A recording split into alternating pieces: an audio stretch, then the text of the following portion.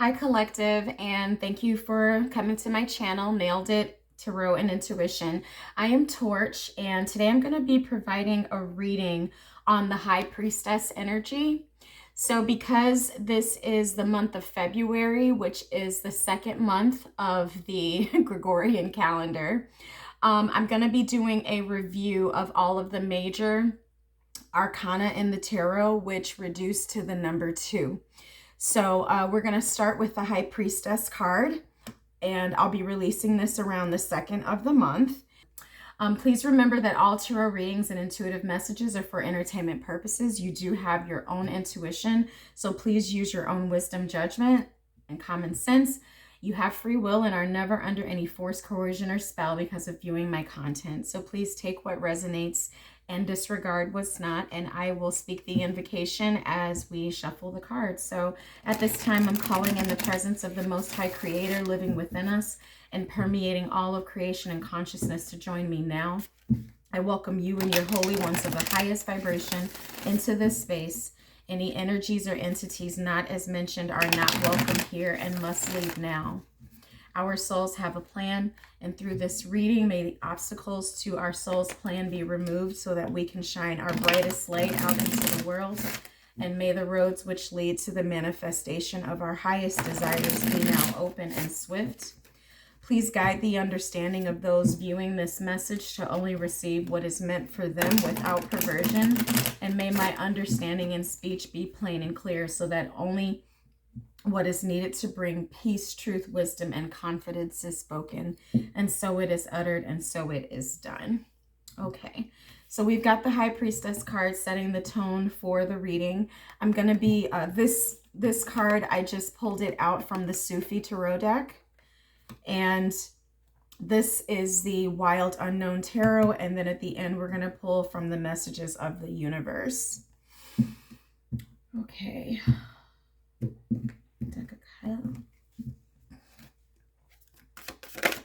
Show us what we need to know.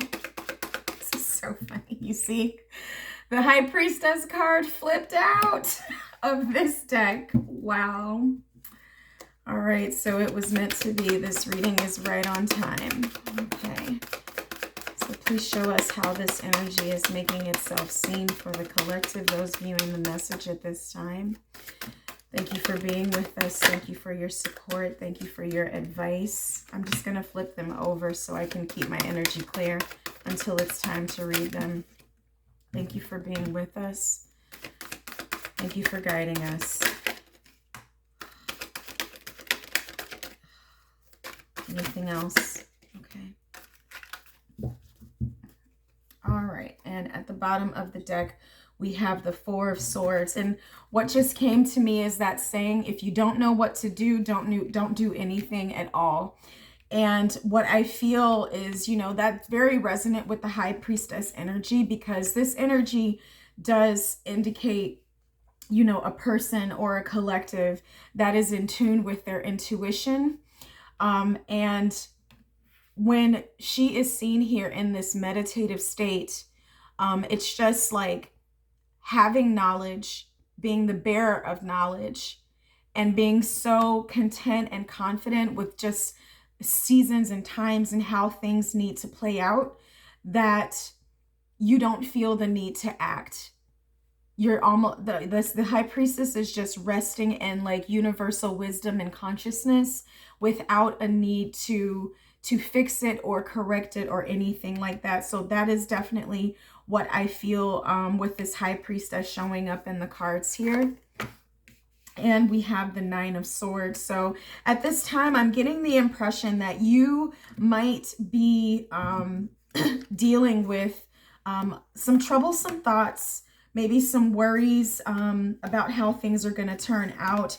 This could be worries about the future, worries about the past, things that have happened. You know, we see all kind of like ghouly swords going through what looks like worms and parasites and things like that. So I get the impression here that internally you've been dealing with some conflicts and maybe even some regrets from the past, things that you wish you hadn't done, things that you are sad that you had to experience or go through. But with the High Priestess energy sitting next to it, this seems to be kind of like a quiet reflection and acceptance. I don't feel at this time, and we'll see what the rest of the cards say, that there are, you know, like you're just seeing it for what it is. You know, there doesn't seem to be much judgment. And I do feel a spirit of acceptance of what you've been through. And even like a calmness in dealing with some of the challenges that you have faced in the past. And so that is further expanded upon by the Magician card. So, you know, it feels to me like you're holding within your mind what you've been through in the past, and some, you know, I've already said challenges, but this is like difficult thoughts. Like these are regrets, frustrations, disappointments, things that are just like really creating a lot of anxiety and frustration within the mental space. Okay, but it's like as you hold that, I feel that, you know that this energy, anything that you may have struggled with, kind of holds the key, holds the potential to you accessing some personal power, to manifest and create beautiful things. Yeah, and we see that here with the Seven of Pentacles. All right. And so I feel like you are kind of surveying what the work that you've done this far. You know, I kind of feel this is like taking an inventory of your life and looking at what you created and really truly evaluating if what you intended to create is what has actually manifested itself. You know, like, did I create things from this place of fear and trouble and worry and and anxiety, excuse me? Or are any of these pentacles still worth it? Is there anything to save here? Because it feels to me with the Magician card here that you are looking, because you see this leopard is looking at the pentacles, okay? But realizing that what you have may have been created from some of this junk from the past, okay? And we've got the Ten of Swords here. Something about this, I'm sorry, this is the Ten of Wands. And so something about this situation has you really feeling like you're at the end of your road, the end of your rope. You know, it feels like, you know, you don't want to carry the burden of the past anymore. You're ready to let this go. You want to take the lessons and the wisdom forward with you. But something about this is very heavy. You know, it feels very heavy and almost exhausted, like very exhausted, and like maybe at times you felt like you wanted to give up. You know, I feel this energy of like wanting to release all the burden, but it's like, at what cost? Like, what is it going to cost me to release this? Is it going to cost me everything? What am I going to lose? Can I afford to lose that? So this is definitely a spirit of reevaluation and taking in all of the things that have gotten you to where you currently are. And you're trying to assess, like, what should I keep? What should I let go? And we've got the Judgment card here because something is trying to be reborn within you. I think that you can feel, and this is so congruent with Pisces season, which is predominant in the month of February. Wait a minute, is that right? Did I just lie? Nope, I was wrong. That's Aquarius season, but I'm feeling like a lot of Piscean inner energy here, especially from the High Priestess, because I feel like, you know, a new dawn is emerging. You know that what has been is not indicative of what is coming. And I feel that you know also that there is a new perspective, a different perspective that you can view whatever you see as being misfortune. There's a different perspective, I feel, that is available to you. And I feel like you're just right on the cusp of something. Like it feels like it's right on the tip of your tongue. Okay, like this new rebirth. Okay, like the spring is coming from the long, hard winter, you know, and I have this trembling feeling going on inside. It's almost like a volcano is about to erupt. And I feel this energy of like you really being like on the edge of your rope. And there's an unwillingness to do and to move how you previously did. And there's a knowing, but it's almost like you cannot see yet what's coming behind it. And so this energy is potent with faith and like looking forward to the future. And I get the feeling that you have hope for the future. You have hope for the future. You are in a very expectant type of energy for things to finally level up to where you are. And I can see that, like, because, you know, these cards here are very like black and white, but then we start to see some color with the Magician star. We start to see some color here with the Three of Wands. And so I know that you have been putting in a lot of hard work and you're waiting for your shifts to come in.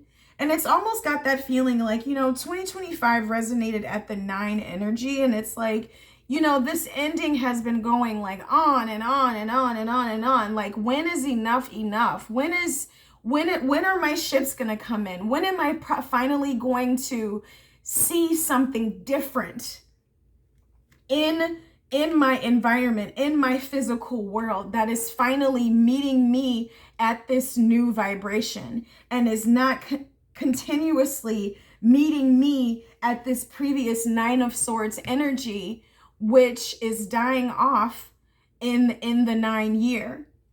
Okay, so, and that's what I mean about the volcano erupting. This is what I feel like, that erupting volcano. And it's like you can feel it. You know that it's coming. And you're just waiting, okay, expectantly. And with the 4 of Swords energy, it's like, you know, I am not doing a thing because the time is not here yet. And I feel like you know that. And then the last card we have here is the 10 of Pentacles. You're expecting some fruit. You're expecting some fruit to bear from all the releasing that you've done. And I feel that this is a right expectation. Okay? You've put in so much hard work here trying to release the old version of you. You know, it's like, you know, me version 1.0 versus me now version 2.0 or 3.0. And it's like, you know, why am I still getting version 1 outputs when I have already leveled up? And so that energy still has to fade. And I feel like within Pisces season, which does start toward the end of February, because that's when the mutable energy starts to come in. Okay, so Aquarius season, Aquarius being a fixed air sign, Aquarius season, I feel like, is bringing a lot of this up in February. And then Pisces season, which starts like late February through the first few weeks of March, is when a lot of this energy is going to start to fade and transition in preparation for the spring. And so in preparation for the spring equinox, in preparation for the fruit to bear, in preparation for that volcano to erupt, in preparation for what's underneath the soil in the High Priestess to finally break the soil and you can see the plant that has been growing underneath. So you know this is coming. And I feel that you are just waiting with expectation. And so I feel also that that is the advice here. If you don't know what to do, don't do anything. Okay? This is a lot of internal work. This is a lot of internal reorganization and really assessing what we've built so far. Making plans, making future plans to have other things, but like you know it's not time yet. You know it's not time yet. I'm just going to see what's sitting below the four of swords, and we have the Sun card. Okay? This new dawn, this new reality, this new manifestation is coming. And I felt this so strongly even when I woke up this morning. It's like some past issues and things were even coming up for me. And keeping your eyes focused, keeping your eyes on the prize, understanding times and seasons, understanding the wisdom that you have that's already in you, letting that soothe you, letting this knowing that things are going to change.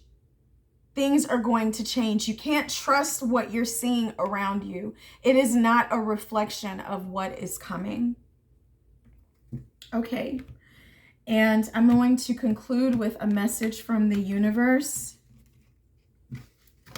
And sometimes we're going to be in this in-between space. We're going to be in this like void space, this black space. Okay. And it's not black meaning that it's bad. It's black as in primordial, as in like the darkness of a womb.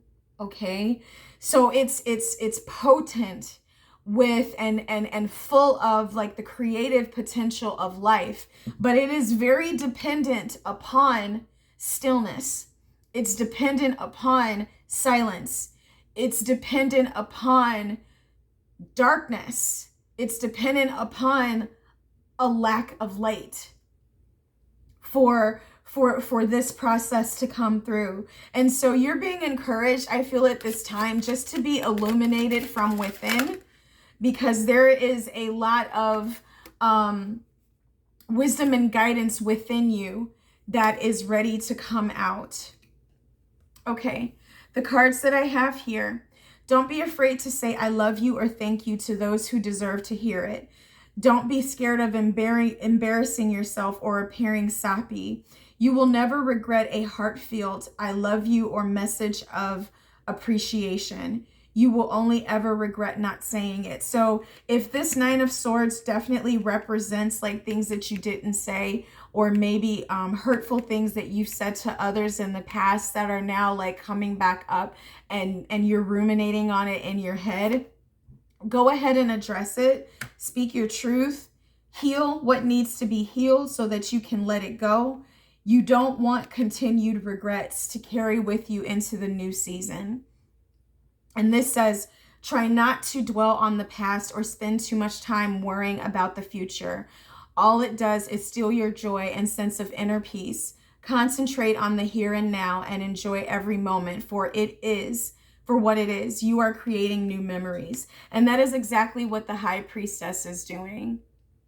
Okay, she holds all timelines, past, present, and future within her. Yet she sits here in the here and now, in the now moment, being at peace, being perfectly content with who she is and what she's feeling. There's no desire here, no desire to move forward, no desire to correct herself or to be different, to do different, to think different. That nothing.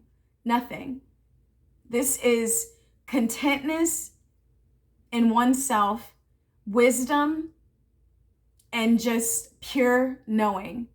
And when you resonate at that level, you deal with what you're dealing with now, and you leave the past and the future to itself. You don't know tomorrow, even though I'm here to say that better things are coming, but you are in the now. So try not to spend too much time regretting what has happened. Let those energies, acknowledge those energies, recognize them for what they are, send them love, and then come back to the now. And that's where you'll find your peace. So thank you so much for listening to this reading. I hope you enjoyed it, and I hope you enjoy my nails and my ashy hands. They are clean, but they're ashy. All right, until I see you again, take really good care. Bye-bye.